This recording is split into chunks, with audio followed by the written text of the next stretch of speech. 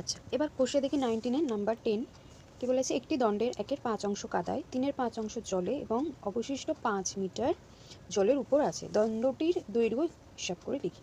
আচ্ছা, একটি দণ্ড আছে, এখানে বলেছে কিছুটা অংশ 1/5 অংশ মানে 5 ভাগের 1 ভাগ হচ্ছে দণ্ডের কত 5 ভাগের 1 ভাগ হচ্ছে কাদায়, তারপর 5 ভাগের 3 ভাগ হচ্ছে জলে, আর বাকি যে অংশটা আমাদের কিন্তু এই 1/5 3/5 এগুলো অংশে দিয়েছে, আর বাকি যেটা সেটা আমাদের অ্যাকচুয়াল ভ্যালু মানে বাস্তব মানটা সেটা দিয়ে দিয়েছে, সেটা হচ্ছে 5 মিটার। সেটা বলেছে জলের উপরে আছে, দণ্ডটির দৈর্ঘ্য কত। তাহলে এটা আমরা কী করে করব? এখানে আমরা ধরে নেব যে আসল যে দণ্ডটি সেটার পুরো দৈর্ঘ্য আমরা x ধরে নেব। তাহলে এখানে ধরবো যে ধরা যাক দণ্ডটির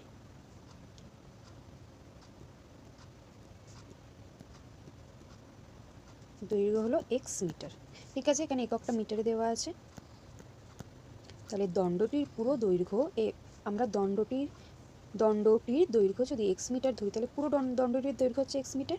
তাহলে এই দণ্ডটির 1/5 অংশ কত হবে? তাহলে 1/5 অংশ হবে হচ্ছে x/5 মিটার। তাহলে প্রশ্ন অনুযায়ী এখানে তোমরা লিখবে, তাহলে কাদায় আছে কত? সুতরাং কাদায় আছে 1/5 অংশ। 1/5 অংশ মানে কি? পুরোটার 1/5 অংশ, তাই তো? তাহলে এখানে 1/5 অংশ বলতে কি বোঝাবে? x/5 অংশ, বা এখানে x/5 মিটার। আর কি 3/5 অংশ জলে আছে, তাহলে কি হবে? জলে আছে কত অংশ? 3/5 অংশ, তার মানে x × 3/5, এত মিটার আছে জলের, এত মিটার আছে জলে, আর জলের উপরে কত? 5 মিটার। তাহলে এবার দেখো এখান থেকে আমরা কি পেয়েছিলাম, আরেকবার লিখে নিই। কাদায় আছে হচ্ছে x/5 মিটার, জলে আছে x × 3/5, তার মানে 3x/5 মিটার। তার মানে বাকি অংশ কি করে পাবো আমরা? টোটালটা থেকে এই দুটো বাদ দিয়ে দেবো, তার মানে x - x/5 প্লাস 3x/5, এটাই হবে বাকি অংশ। তার মানে x মাইনাস, এখানে 5 5 দুটোতেই 5 আছে হরে, তার মানে লসাগু হয়ে যাবে 5, তার মানে 3 4 4x/5 মিটার। তাহলে এটা কি হয়ে যাবে? x এর এখানে হরে কিছু নেই মানে 1, 5 আর 1 এর লসাগু হচ্ছে 5। আচ্ছা, এখানে আমি এটা এদিকে করছি, ইকুয়াল টু 5 আর 1 এর লসাগু 5, এখানে 5x মাইনাস 4x, তার মানে এখানে কি দাঁড়ালো? x/5, তাই তো? তাহলে বাকি অংশ কত বেরোলো? x/5, কিন্তু বাকি অংশের আমাদের বাস্তব যে মানটা সেটা দেওয়া আছে কত? 5 মিটার। তাহলে এটার সঙ্গে আমরা ইকুয়াল করিয়ে দেবো, তাহলে আমরা সমীকরণ পেয়ে যাব। তাহলে এখানে আমরা কি লিখব, যে প্রশ্ন অনুযায়ী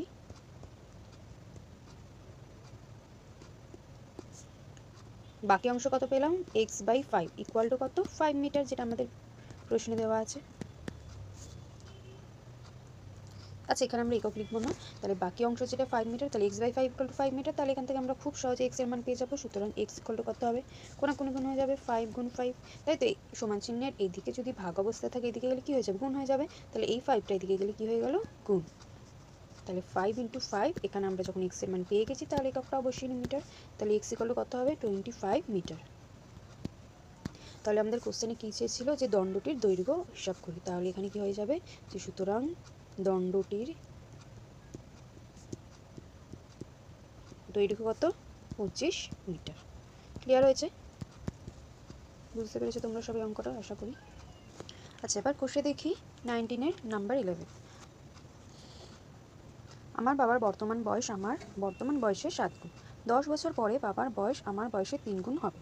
আচ্ছা, বলেছে আমার বাবার বর্তমান বয়স আমার বয়সের 7 গুণ। তাহলে এখানে কোনটা কার 7 গুণ বলেছে? আমার বাবার বর্তমান বয়স আমার বয়সের 7 গুণ। আমার বয়সের 7 গুণ বলেছে আমার বাবার বর্তমান বয়স। তাহলে যার গুণ, যার থেকে প্লাস, যার থেকে মাইনাস, সেটাই আমরা আগে ধরে নিই। আমি আগের অঙ্কেই বলেছি। তাহলে এখানে আমরা কি ধরে নেব আগে, যে ধরা যাক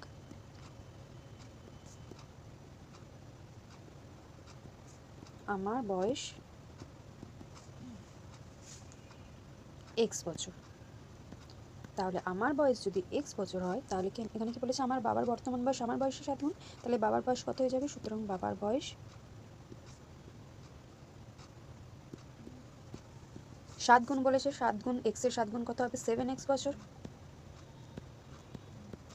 এত পর্যন্ত হলো। তাহলে এটা হচ্ছে আমার বর্তমান বয়স, আর 7x হচ্ছে আমার বাবার বর্তমান বয়স। ঠিক আছে, 10 বছর পরে বাবার বয়স আছে। এবার তাহলে তোমরা বলো যে 10 বছর পরে বাবার বয়স কত হবে? আচ্ছা, 10 বছর পরে বাবার বয়স আমার বয়সের 3 গুণ হবে।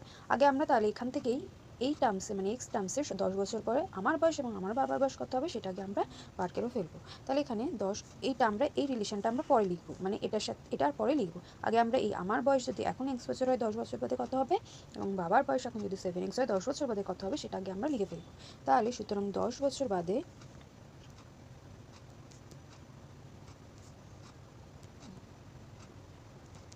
আমার বয়স কত হবে?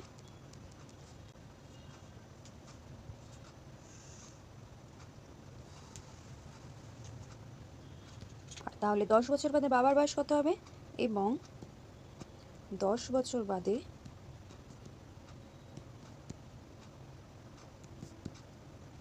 বাবার বয়স কত হবে? এখন বাবার বয়স যদি 7x হয় তাহলে 10 বছর বাদে হবে 7x + 10 বছর।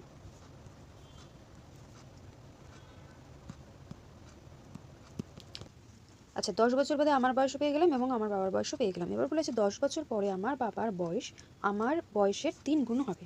তাহলে এখানে কি বলেছে যে আমার যে বয়স, আমার বয়সের 3 গুণ হবে আমার বাবার বয়স, যেটা ছিল হচ্ছে 7x + 10। ঠিক আছে, এটাই আমাদের প্রশ্ন বলেছে। তাহলে এর আগে আমরা কি লিখবো, যে প্রশ্নানুযায়ী। তাহলে আমরা সমীকরণ পেয়ে গেছি, এবার আমাদের কাজ হবে সমাধান করা। তাহলে x + 10 এর সাথে 3টা আমরা গুণ করে ফেলি।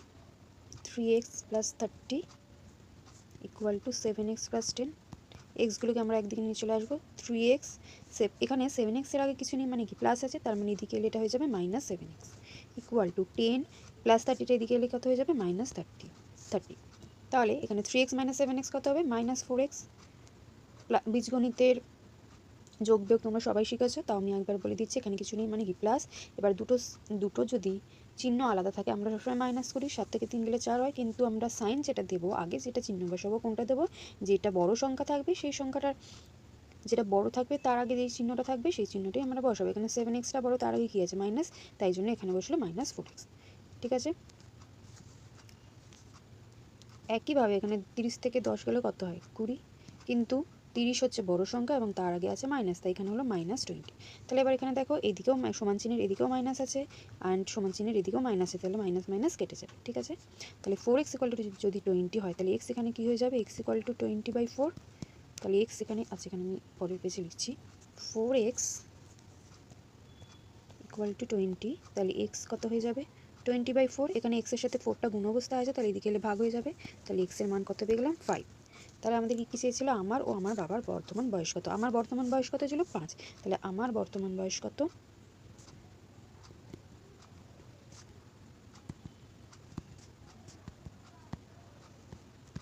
আর বাবার বর্তমান বয়স কত হবে? তাহলে 7 গুণ ছিল, তাহলে বাবার বর্তমান বয়স হবে 5 গুণ 7 বছর, যেটা হয়ে যাবে 35 বছর। ঠিক আছে, তাহলে আমার বয়স হচ্ছে, আমার বর্তমান বয়স 5 বছর, বাবার বর্তমান বয়স 35 বছর। ঠিক আছে, বোঝা গেল। আচ্ছা, এবার কোষে দেখি 19-এর 12 নম্বর অঙ্ক। আমার মামা 1000 টাকার একটি চেক ব্যাংক থেকে ভাঙালেন। আচ্ছা, এই অঙ্কটা কিন্তু খুব ইম্পর্টেন্ট অঙ্ক। ওকে, আমার মামা 1000 টাকার একটি চেক ব্যাংক থেকে ভাঙালেন। তিনি কয়েকটি 5 টাকার নোট ও কয়েকটি 10 টাকার নোট পেলেন। যদি মামা মোট 137টি নোট পেয়ে থাকেন তাহলে কতগুলি নোট পেলেন, এই কতগুলি 5 টাকার নোট পেলেন। এইবার মামা 1000 টাকা ভাঙালো। এবার মামা যখন 1000 টাকা ভাঙালো সে কত টাকার নোট পেলো? 5 টাকার নোট পেলো, আর পেলো হচ্ছে 10 টাকার নোট। ঠিক আছে, এবার কিছু সংখ্যক 5 টাকার নোট অ্যান্ড কিছু সংখ্যক 10 টাকার নোট মিলিয়ে তো 1000 টাকাটা হয়েছে। এবার বলেছে কত টাকার মানে কতগুলো 5 টাকার নোট আর কতগুলো 10 টাকার নোট সেটা আমাদের জানা নেই। আমাদের শুধু জানা আছে যে টোটালে মানে 5 টাকার নোট যে কটা আছে আর 10 টাকার নোট যে কটা আছে সেটা মিলিয়ে সেই সংখ্যাটা হচ্ছে 137টা। আমাদের কি জানতে চাইছে 5 টাকার নোট কতগুলি আছে। ঠিক আছে, তাহলে এটা আমরা কীভাবে করব? আমরা কি জানি যে আমাদের যেটাই জানতে চাইবে সেটাকেই আমরা ধরে নেব কি এক্স। তাহলে এখানে আমাদের জানতে চাইছে 5 টাকার নোট কতগুলি আছে, তাহলে এখানে আমরা আগে ধরে নেব যে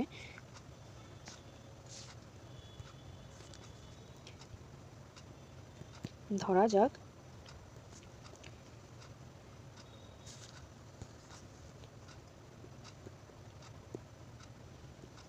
5 টাকার নোট আছে XT। আচ্ছা, টোটাল নোট কটা আছে 137টি। তাহলে তার মধ্যে যদি 5 টাকার নোট XT হয়ে যায় তাহলে 10 টাকার নোট কটা পড়ে থাকবে 137 মাইনাস XT। কারণ আমাদের তো জানেন আমাদের টোটাল নোট আছে হচ্ছে এই 137টি। ঠিক আছে, তাহলে 10 টাকার নোট কটা আছে? সুতরাং 10 টাকার নোট আছে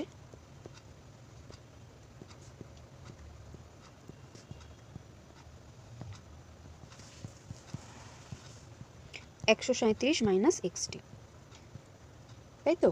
আচ্ছা, এইবার 5 টাকার নোট আছে XT, তার মানে তার টোটাল আমাদের টাকাটা কত হবে? তাহলে 5 টাকার নোট আছে XT, তাহলে এখানে মূল্য কত? সুতরাং মূল্য কত? 5x টাকা। দেখো, যদি এখানে আমি সাপোজ ধরছি আমাদের কাছে 20 টাকা আছে, 20 টাকার মধ্যে কটা 5 টাকার নোট থাকবে? 4টে। তাহলে 5 টাকার নোট এখানে যদি 4টে থাকে তাহলে এর মূল্যটা কত হলো? 5 গুণ 4 না? ঠিক সেইভাবে আমরা এখানে করেছি যে 5 টাকার নোট যদি XT থাকে তাহলে মূল্য কত হবে? 5x টাকা। বোঝা গেল? তাহলে 5 টাকার মূল্য 5 টাকার নোট আছে XT অ্যান্ড মূল্য হচ্ছে 5x টাকা। সিমিলারলি 10 টাকার নোট কটা আছে?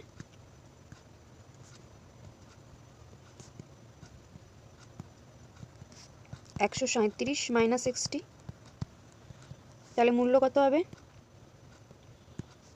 137 মাইনাস এক্স ইন্টু 10, তাই তো? তার মানে এখানে 10কে আমরা যদি এটা দিয়ে গুণ করে দিই, এটাকে যদি আমরা 10 দিয়ে গুণ করে দিই কত হবে? এটার সাথে 10 গুণ হলে কত হবে? 1370 মাইনাস এক্সের সাথে 10 গুণ হলে হবে 10x। হয়ে গেল। এইবার দেখো, এইটা 5x মানে 5 টাকা নোট আছে XT আর 10 টাকার নোট আছে 137 মাইনাস XT, এই দুটো মিলেই তো আমাদের টোটাল টাকাটা কত বলেছিল? 1000 টাকা। তাহলে এই দুটো যোগ করে আমরা 1000 লিখতে পারি। তাহলে এখানে লিখবো যে প্রশ্নানুযায়ী 5x প্লাস 1370 মাইনাস 10x, এটা ব্র্যাকেটে লিখতেও পারো, না লিখতে পারো, কারণ এখানে প্লাস আছে, সো এটা ব্র্যাকেটে যদি নাও লেখো তাহলেও প্রবলেম নেই, মাইনাস থাকলে কিন্তু লিখতেই হতো। ইকুয়াল টু কত? 1000 টাকা। তাহলে আমরা পেয়ে গেছি সমীকরণ, এবার আমরা সলভ করে নেব। তাহলে আমরা এক্সগুলোকে এদিকে রাখবো 5x আর এখানে আছে মাইনাস 10x, ইকুয়াল টু সংখ্যাগুলোকে এদিকে নিয়ে চলে যাবো, এখানে 1000 আছে আর 1370টা এখানে প্লাস আছে, এদিকে গেলে হয়ে যাবে মাইনাস। 10 থেকে 5 গেলে 5 আর এখানে 10টা বড় আছে তাই এখানে মাইনাস 5x, ইকুয়াল টু 1370 থেকে 1000 গেলে কত হবে? 370। 1370টা মাইনাস, তাই এটার আগে মাইনাস বসবো, তাহলে মাইনাস মাইনাস কেটে গেল, এক্স এর মান কত হবে? 370/5। তাহলে এখানে 5 দিয়ে কাটাকুটি যাবে, আমরা জানি 0 আর 5 থাকলে সেটা 5 দিয়ে বিভাজিত হবেই। তাহলে এটাকে যদি আমরা কাটি, এটা কত হবে? 5 7 35, 2 এর পর 0 বসলে 4, তার মানে 74। এক্স এর মান কত বেরোলো? এক্স এর মান 74 ছিল। এক্সটা কি ধরেছিলাম? 5 টাকার নোট। তাহলে এখানে 5 টাকার নোট কটি আছে?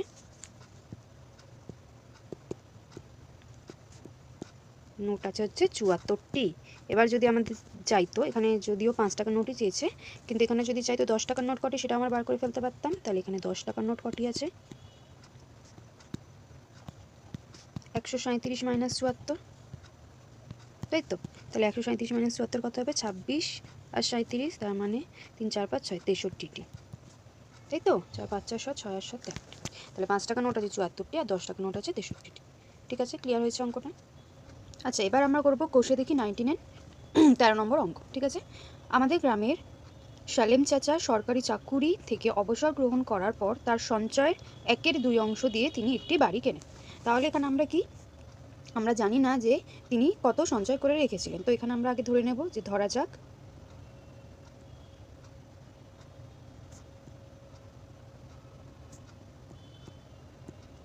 তার সঞ্চয় হলো x টাকা। ঠিক আছে,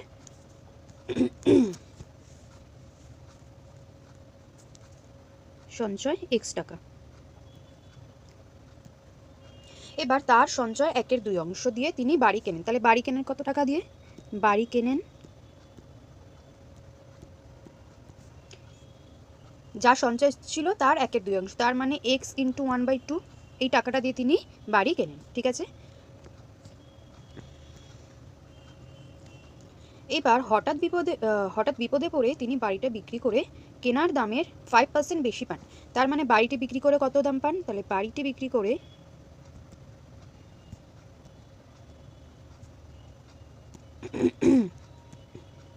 দাম কত পেয়েছেন? কেনা দামের 5% বেশি, মানে যে কেনা যে দামটা এক্স ইন্টু 1/2, তার মানে x/2, এই কেনা দামটা তো পেয়েছেন, তার থেকেও 5% বেশি পেয়েছেন। তার মানে 5% কার? এই কেনা দামের 5%। কেনা দাম যদি x/2 হয়, তার 5% কত হবে? শতকরা তোমরা জানো কি করে বের করতে হয়। এর 5% কত হবে? 5% মানে 5%, এর 5% হবে ইন্টু 5/100। তার মানে বাড়িটি বিক্রি করে তিনি পেলেন কত? x/2 প্লাস x/2 ইন্টু 5/100, তাই তো? তাহলে এই দামটা তিনি বাড়ি বিক্রি করে পেলেন। এইবার কি হয়েছে, তিনি বাড়িটি যদি তিনি বাড়িটি 3,450 টাকা বেশি দামে বিক্রি করতেন, তাহলে কেনা দামের উপর 8%, যদি তিনি বাড়িটি 3,450 টাকা বেশি দামে বিক্রি করতেন, তাহলে কেনা দামের উপর 8% বেশি পেতেন। আচ্ছা, বাড়িটি বিক্রি করেছেন কত টাকা দিয়ে? এইটা দিয়ে। এটা আমরা পরের পেজে লিখে নিই। বাড়ি ইন্টু 5/100, এইটা দিয়ে তিনি বাড়ি বিক্রি করেছেন। এবার কি বলা হয়েছে, যে যদি এইটা না দিয়ে আরও 3,450 টাকা বেশি দিয়ে বাড়ি বিক্রি করতেন, তার মানে এটার সাথে কত প্লাস হবে? 3,450।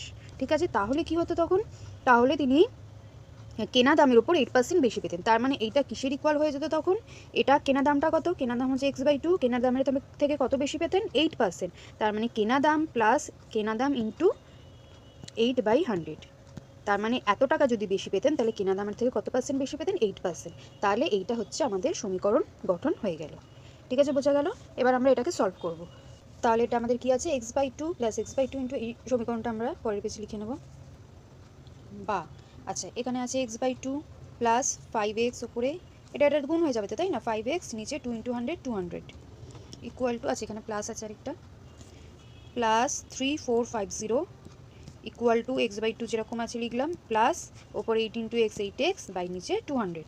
এবার দেখো এখানেও x/2 আছে, সমান চিহ্নের এদিকে প্লাস x/2, কিছু নেই মানে প্লাস, আর এখানেও প্লাস x/2 আছে। তাহলে এই x/2 আমরা কেটে দিতে পারি না, তাই তো? তাহলে এই x/2 কেটে গেল।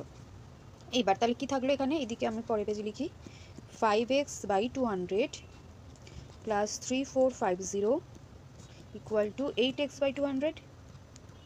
ঠিক আছে, এইবার একটা কাজ করব, এই এক্সটাকে এদিকে নিয়ে চলে আসবো, এইটাকে আমি এইভাবে লিখি 8x/200। আচ্ছা, এইটাকে আমি বাঁ দিকে লিখলাম, তারপরে নয় আমি ট্রান্সফার করবো, তাহলে তোমাদের বুঝতে সুবিধা হবে। এটা আছে তো, এটা ইকুয়াল টু এটার মানে তো এটা ইকুয়াল টু এটা, তাই না? আমি জাস্ট এটা এদিকে অ্যান্ড এটা এদিকে লিখলাম। এবার কী করবো, আমরা এক্সগুলোকে একদিকে নিয়ে আসবো। দেখো 8x/200 যেরকম আছে এদিকে থাকলো, এইটা এদিকে, এই এক্স যুক্ত পদটা এদিকে চলে আসবে। তাহলে কী হয়ে যাবে? 5x/200, অ্যান্ড এদিকে যেই সংখ্যাটা আছে সেটা থেকে যাবে 3450। এবার দেখো এখানেও 200, এখানেও 200, তাহলে লসাগু 200 হবে। আচ্ছা, এখানে একটু ছোটো করে লিখলে, আচ্ছা পরের পেজে লিখি, তাহলে এখানে লসাগু হয়ে যাবে কত? 200। লসাগু যদি 200 হয়, তাহলে 8x - 5x হয়ে যাবে। তাহলে 8x - 5x ইকুয়াল টু কত ছিল? এটা 3450। তাহলে এটা হলো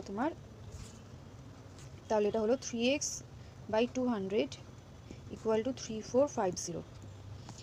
এইবার 3x/200 মানে কি? x ইন্টু 3/200 তো, তাই না?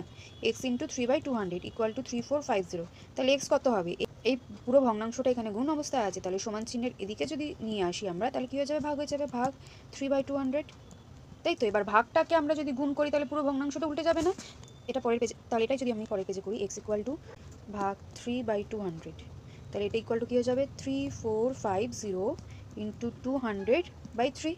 এবার দেখো 3 দিয়ে টাকাটা কুটি যায় নাকি? 3 11 33, একের পর 5 বসলে 3 5 15 হয়ে গেল।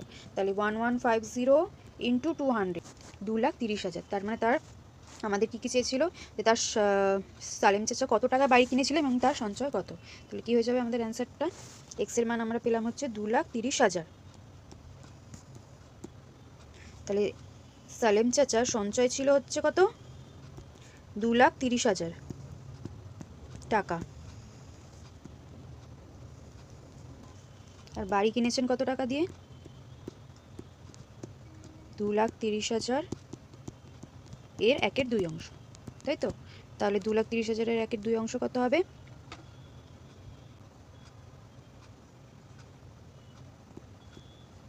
1,15,000 টাকা। ঠিক আছে, তাহলে তার সঞ্চয় হচ্ছে 2,30,000 আর বাড়ি কিনেছেন হচ্ছে 1,15,000 টাকা দিয়ে।